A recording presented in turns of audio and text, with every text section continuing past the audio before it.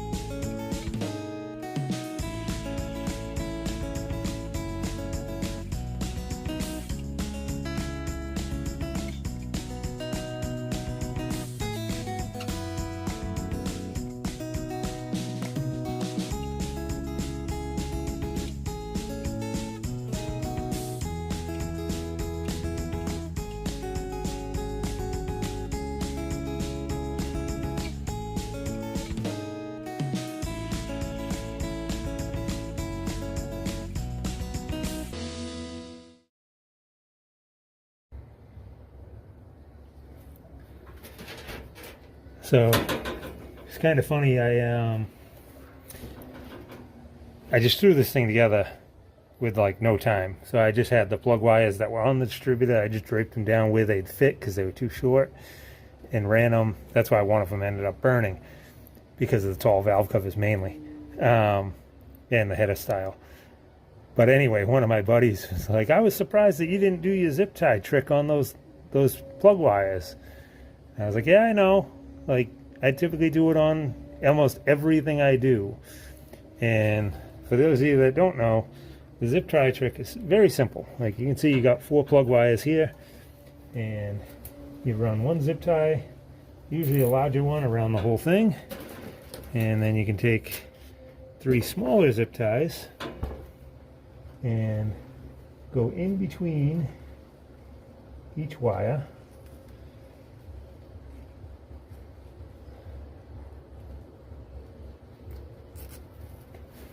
So you're wrapping around each one, and then next one there,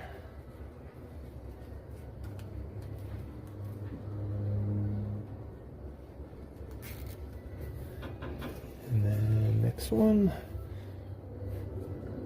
right there.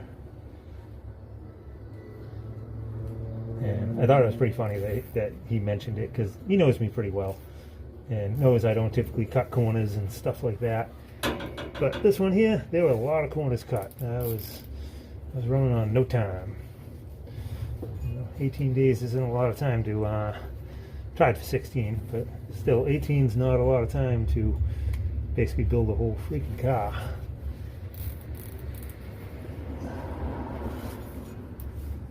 So then you kind of snug them up a little bit. And you can lock these ones down in between. And this isn't anything new. I've been doing it forever, and I know a lot of other people have caught on to this over the years. I honestly, I like giving credit where credit's due. I don't remember where I picked it up from. I don't know if it was out of necessity, but I know people talk about it being in Hot Rod magazine, and maybe that's where I picked it up. It's a very good possibility. So I'm not going to say I created this. I'm just saying I've done it for a long time. But then you have to get the flush cuts. These ones have no divot on the edge of the blade. So when you cut these zip ties with these,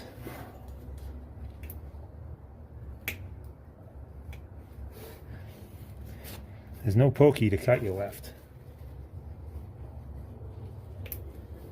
And they don't have to be these fancy snap-on ones, but there's the part number on these ones.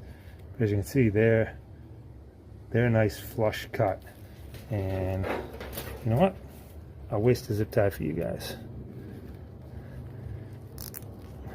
So we've all seen the people that just get down there with the regular cutters and they do this. Yeah, man. Yeah, see that? Get against the red here. Yeah, see that little pokey sticking out right there? That thing, when you're reaching your arm down and in and coming up and that thing comes across your arm, you're gonna know it. Anyway, these things, they're really nice. You just basically butt it up against the connector piece, cut it flush. Really should have a different background for this. Come on.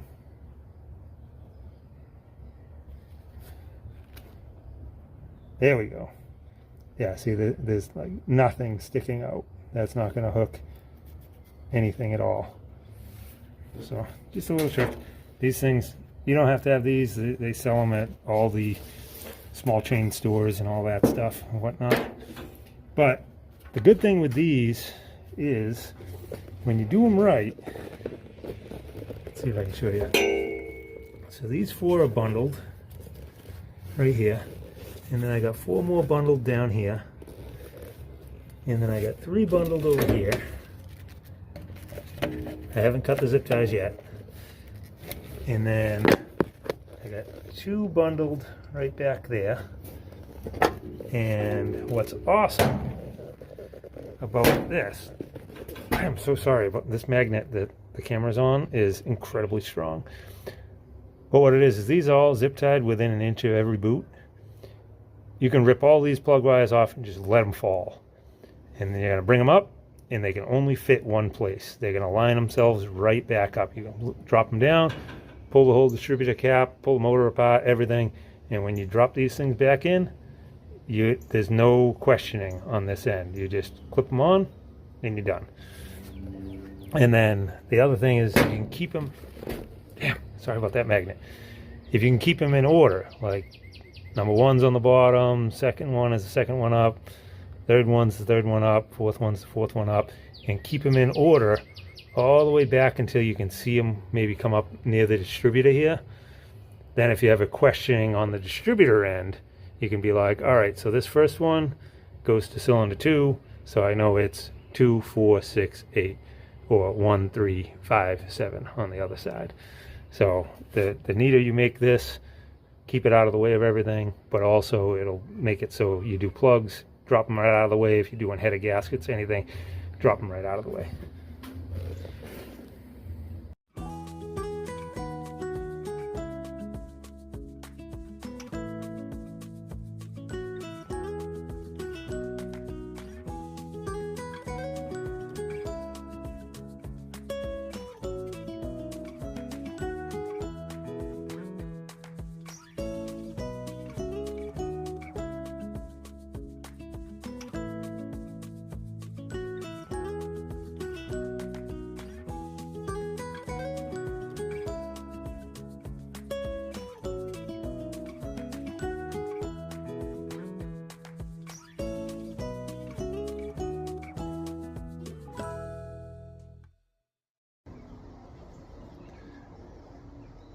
well, this side is way too tight for you guys to have any type of view, and tedious and slow.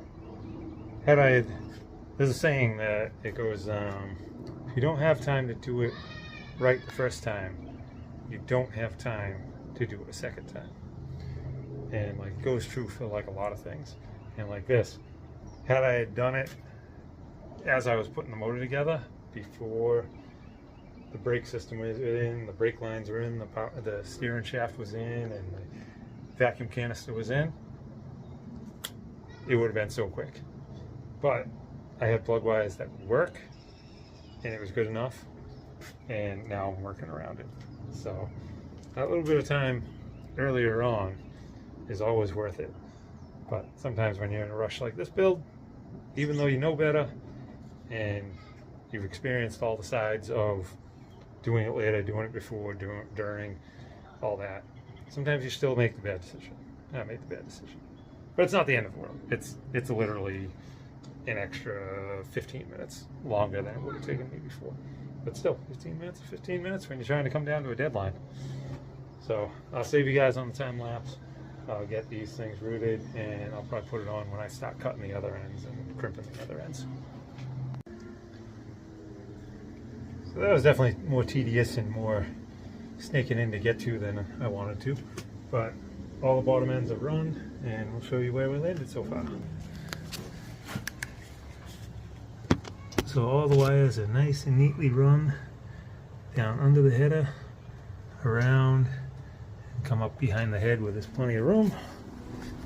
And then same thing on this side, all down below the header, all bundled in an order, up and the head, and come over here.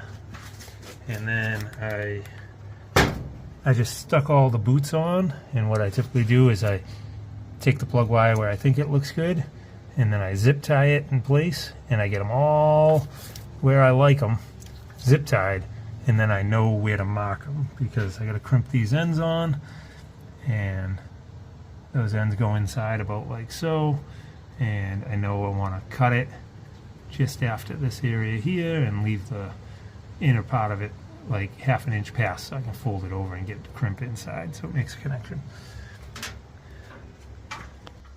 Yeah, so zip tie, putting the boots on there and zip tie into them, then you can shuffle it around and get everything just right where you want it. And I'll probably rush it and not get it totally perfect, but we'll get it pretty good.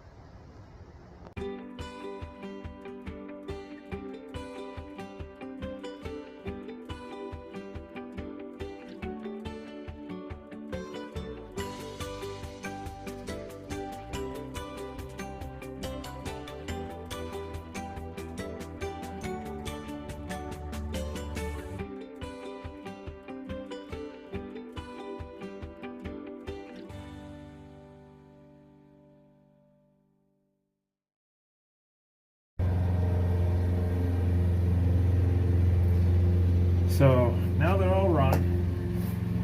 I'm pretty happy with the way they're rooted. And what I do is, like, this one here is still in the tube from that side, but it comes to the wrong side of the cap technically.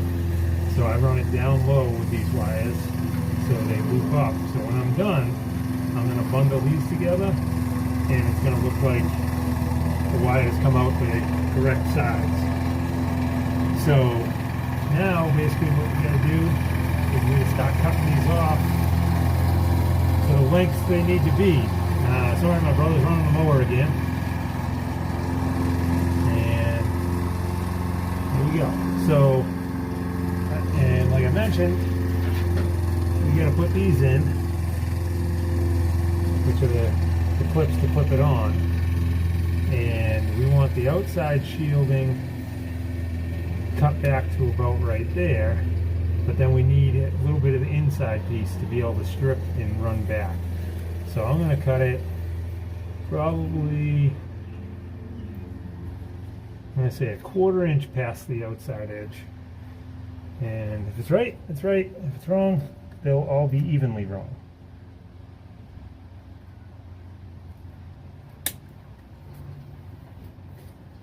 Now you'll start to see it come together. Now that all this mess starts to come off of here.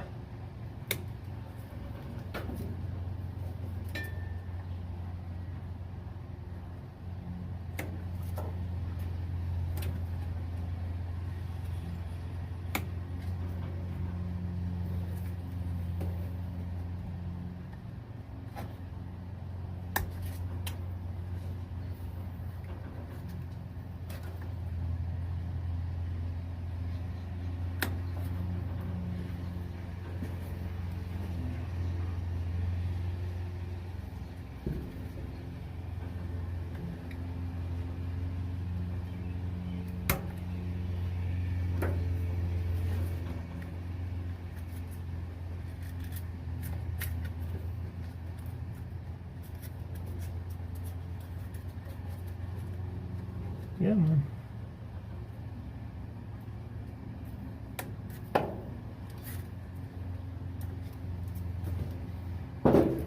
So now you can see they're all going to come up to the right sides, and they're all roughly cut the same. So at this point I can just cut them all back to the length I need, crimp on the ends, and we'll wrap it up.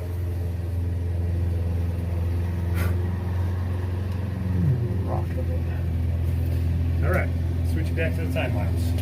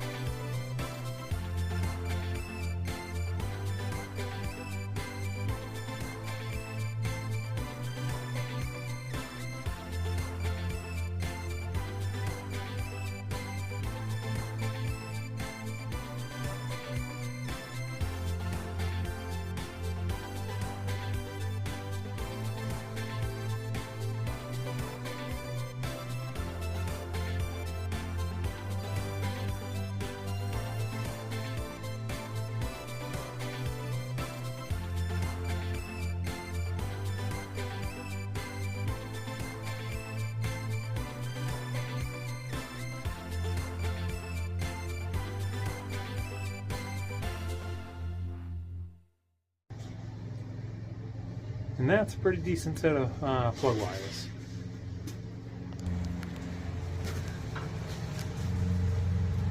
It looks like four come off one side, four come off the other, but realistically, if you look down, there's one that crosses over sides on each side that'll sneak back. So it comes from one side all the way over to one, and then all from the other side over to one here.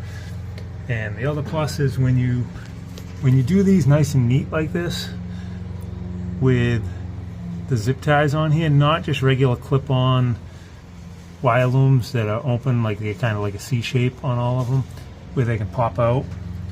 These ones, those will forever hold it right where it is. You want to change the distributor cap, rip all your plug wires off, flip them off each side, and you can see first one, second one, third one, fourth one, all in order on both sides, right from those zip ties right up to where they want to be. You got to pull the distributor to change the intake or anything. You typically take 4 off and you flip the distributor cap all the way out the other side, pull your distributor, put it back on, and the wires fall right where they want to go. So fully contained up top, fully contained down the bottom. So now whenever you go in for anything, you can't mess up where they go. So that's where the extra time pays off later on, because you can take this motor out of this car, strip this thing down to a bare block, throw the plug wires in the corner, and then you can come back over with them, and you just got to be like, okay, is that left or is that right? And once you figure out the way they want to just drape, because the way you zip tied them, you'll know, all right, that's left, that's right, and you drop them on, and it's 4 on one side, 4 on the other side, and as long as you have your distributor timed right with the rotor point in the right direction, you're not off tooth or 2 teeth or 180 out or something like that, it'll just forever just drop on. And that's one of my biggest things is you get a long time out of a set of plug wires. If you do them right and they don't burn on anything, you'll have them for years. And you may change the intake manifold, you may change, a distributor cap rotor or coil if you got a different setup or whatever. And it's just nice to be able to make them exactly how you want them. So that's that. So I'm gonna get the coil back on it and tidy up a couple of things, and just be prepared. Ton of zip ties, lots of them. Get the little short ones they have at Harbor Freight. They're like 3 inches or so long, and then get the like 6-inch long ones. The little 3-inch ones, those are good for, let's see. Yeah, the little short ones, they're good for the dividers. And those dividers, they're providing a little air gap between them, so they're not just bundled together, and it's containing them in an order, so you can keep them always tidied up and whatnot. And when you do them like this, yeah, when you do them like this, sometimes, like this case right here, I don't need a single retainer mounted to nothing. This is draped, and like you can bend corners with them. Like you can take them and make them turn a corner before you zip tie them tight. Like get them all set up and turn a corner. So like the inner ones are only like 1 inch, and then they get longer, longer, longer. So they're bananaing out to come around the cylinder head, and then you lock them down. When you lock them down with a zip tie, they don't move unless you really fight them. So a lot of times you don't need all the standoffs and everything to keep them away from everything. You can zip tie them in an order, in a fashion that will keep them away from almost everything. If anything, 1 or 2 little standoffs that'll hold it out of the way. But just handy tip. Hopefully you liked it. Well, I was hoping to run it tonight, but it's getting almost 9 o'clock. So I'll run it tomorrow. I don't know if I'll wait to run it and then put that video with this video, or if I'll just post this video. But this is where we land. I already pretty much covered it, but coil's all in now. Everything's all tidied up where it wants to be. And always use some dielectric grease on all the ends of your boots, especially down on the spark plugs.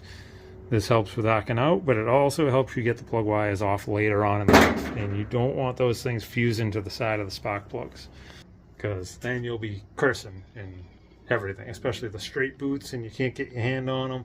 At least the angles, you can kind of get them to turn a little, and it'll usually snap free. But dielectric grease is your friend.